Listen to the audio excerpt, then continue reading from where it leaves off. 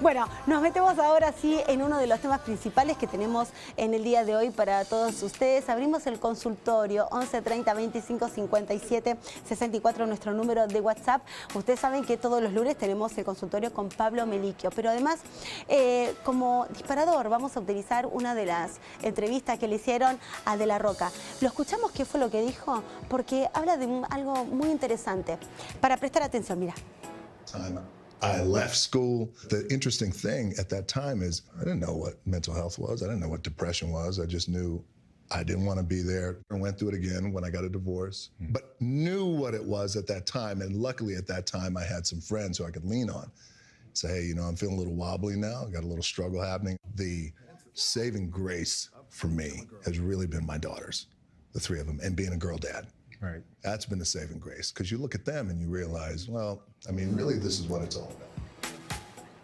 Bueno, qué interesante. Rescato la parte donde dice, yo no sabía que se trataba de la salud mental. No sabía si quería divorciarme, no sabía qué quería hacer. Por suerte tuve amigos y mi familia que me ayudó, sus hijas. Pero el no saber detectar que se trata de la salud mental, qué es la depresión, cuáles son esos síntomas, cómo darnos cuenta que se trata de una depresión, de estos altibajos que cada vez se van profundizando aún más. Bueno, cómo darnos cuenta, no solamente para sí mismo, sino para quienes tenemos al lado, para prestarle atención a ellos. Puede ser un compañero de trabajo, puede ser alguien de tu familia. Prestar atención, ¿no? Ser como más empáticos también, solidarios, sobre todo la gente que amamos. ¿Lo tenemos a Pablo Melicchio ya lo tenemos a Pablo Melicchio. Dejo de hacer una introducción porque ahora es todo para él. Queremos saber. ¿Qué tal, Pablo Melicchio? ¿Cómo estás? Muy buenas tardes. Bien, ¿cómo estás vos? Bien, muy bien, Pablo, muy bien. Y con esta sorpresa, ¿no?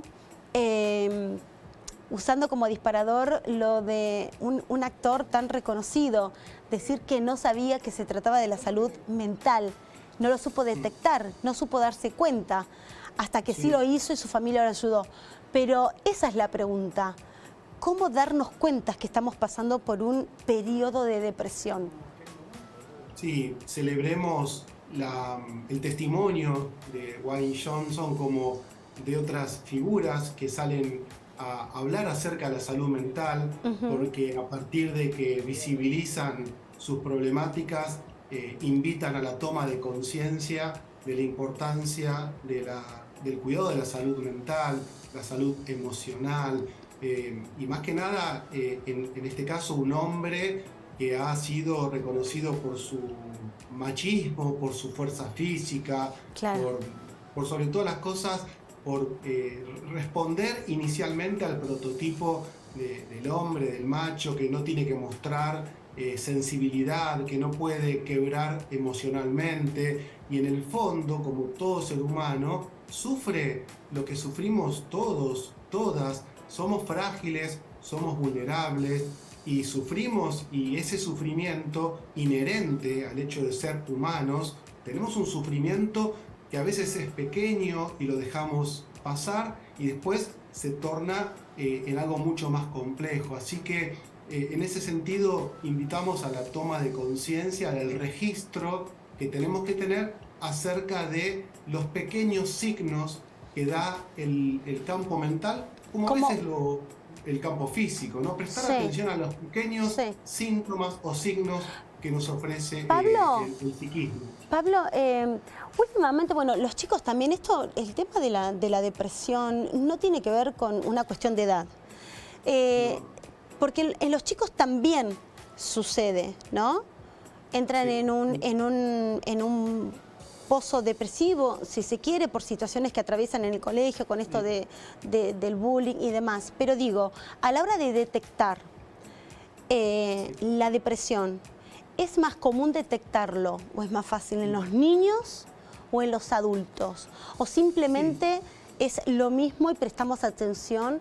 Porque cada uno, me imagino, tanto los niños como los adolescentes y los adultos, podemos manifestarlo de diferente manera.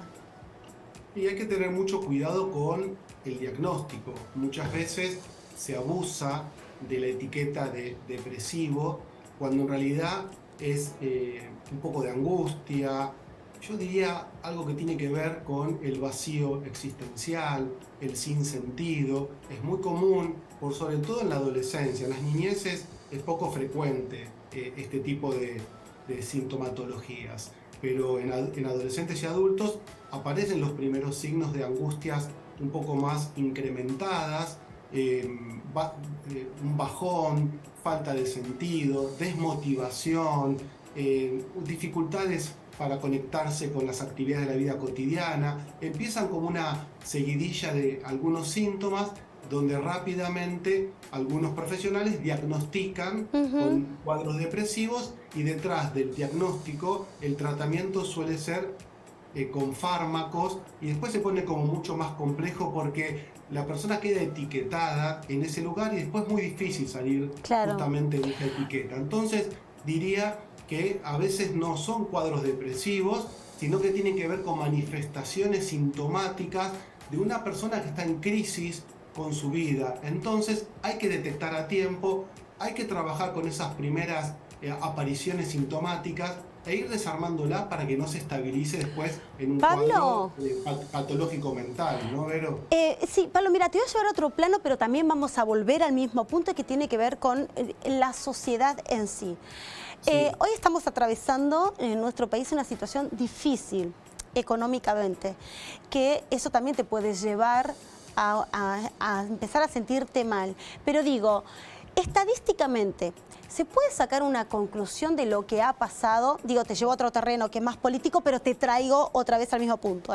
¿Se puede hacer una conclusión o una estadística de lo que sucedió en Tierra del Fuego cuando los ciudadanos no emitieron sus votos, o bien los que lo hicieron, más del 21% lo hizo en blanco? Eso puede ser un síntoma también, si se quiere, de que hay una sociedad disconforme, triste, que no está de acuerdo con lo que no cree en nada, y eso también puede ser indicios o puede ser algo que nos puede llevar a la depresión. No sé si te hice mucho ahí, mucha vuelta. No, Vero, está bien, Vero. Tenemos que pensar que cuando el contexto es adverso, es mucho más difícil la salud en general. Siempre les digo, pensemos que hay que cuidar el campo físico como el campo mental, y si vos estás en un momento donde tu economía es muy ajustada, donde ves a tu alrededor gente que la está pasando mal, es muy difícil. La violencia, un montón de cosas. Bien. Exactamente. Entonces, lo bueno es que en este caso, en el ejemplo que vos traes, la gente se manifiesta, y cuando uno se manifiesta, tiene menos probabilidad de enfermar. La depresión y otros cuadros psicopatológicos tiene que ver con el silencio, con el tapar síntomas, con esto que arrancamos hoy, ¿no? Cuando este actor sale a decir que él venía padeciendo una depresión, pero la intentaba tapar hasta que finalmente no la pudo tapar más, porque en definitiva la sabiduría que tiene el ser humano, la sabiduría que se esconde dentro, hace que tarde o temprano aquello que vos tapás emerja, porque es lo que te está invitando a cambiar de vida, a replantearte cómo estás viviendo. Así que siempre es importante expresar lo que nos pasa y intentar desarmar eso para que después no se complique la salud. Claro, y escucharnos, o sea, yo siempre hablo de la empatía, ¿no? Del otro lado, porque esto le puede suceder a un compañero de trabajo, siempre en el ámbito donde uno está, Pablo, me parece que tener la mejor relación, o por lo menos vínculos, vínculos abiertos, vínculos agradables, es muy importante, porque alguien en tu trabajo, o sea, me puede salvar a mí, yo puedo salvar simplemente con prestar atención, ¿no? Y eso también es parte de la empatía, que no quiero decir que se está perdiendo de a poco, lamentablemente, ¿no? Con la situación que estamos atravesando. No quiero ser dramática. Claro, pero vos lo estás diciendo, vamos a tomar tu palabra, simplemente prestando atención. Ojalá recuperemos el prestar atención. Si yo te presto atención, Vero, porque te conozco ya de hace mucho tiempo, si realmente estoy conectado con vos, si sos mi amiga, mi compañera de trabajo, yo mirándote a los ojos, o cómo te movés, o lo que expresás, me voy a dar cuenta si te está pasando algo. Difícilmente seas tan manejadora de tu malestar emocional como para que yo no me dé cuenta. Porque aparte, en definitiva, todos queremos ser registrados. Si a mí me está pasando algo, Vero, yo quiero que vos registres y me ayudes a salir. Nadie quiere quedarse en un pozo. Todos queremos salir del pozo. Y aún aquel que parece que quiere estar en el pozo, nunca. El ser humano tiene esa capacidad, ¿sí?, en algún momento de salir adelante. Por eso es excepcional, ¿no? La depresión, los suicidios, existe, hay una gran cantidad. Pero vos mirá a tu alrededor, la mayor cantidad de gente la trata de superar, le pone fuerza a la vida, intenta hacer algo con la vida, porque está difícil vivir, pero siempre, ¿sí?, tenemos esa capacidad de reconvertirnos, y hay que trabajar en ese sentido con el registro del otro, porque a veces ayudamos a que alguien salga adelante escuchándolo nada más, acompañándolo en un momento difícil, aconsejándolo.